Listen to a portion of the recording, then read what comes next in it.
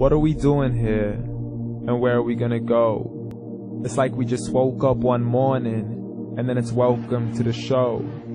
Don't ask any questions, just go with the flow. Make as much money as you can, and try your best not to get broke. Copy everything you see on the TV, from the hairstyles to the clothes, and don't think too often, just do exactly as you're told. And if you ever get confused, then just turn towards the alcohol.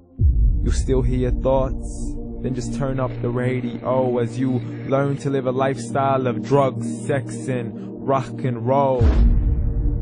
But in all honesty, I just need to know, is there more to the cycle than growing and getting old? Living and dying just to leave behind a happy home and a whole lot of property that somebody else is going to own.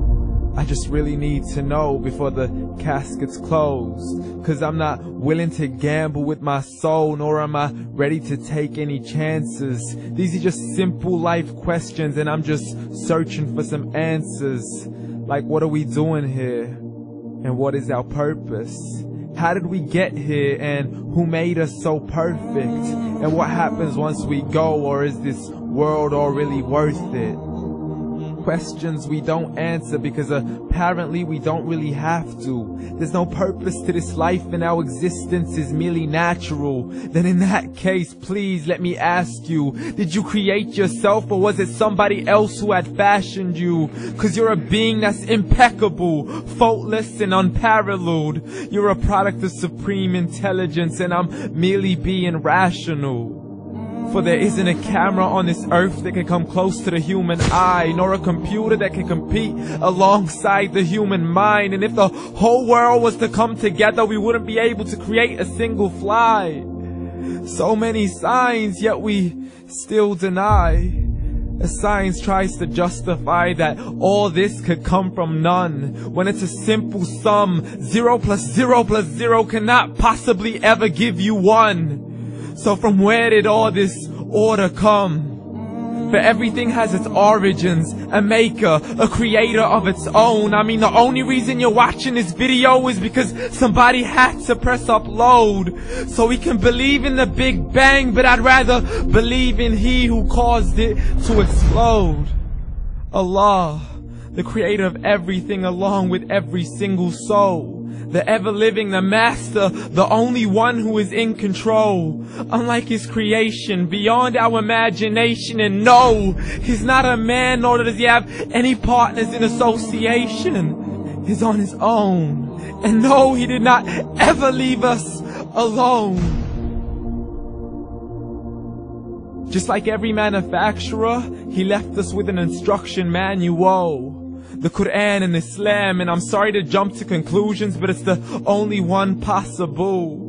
The only definition of God is the one and only supreme being. It's logical, a book with 0 contradictions, with miracles that are both scientific and historical, all revealed over 1400 years ago.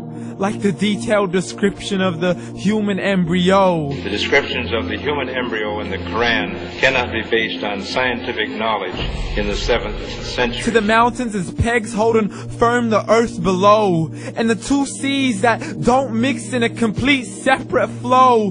To the planets in orbit, alternating night and day as they stay in flow. The expansion of the universe and the creation of everything from H2O.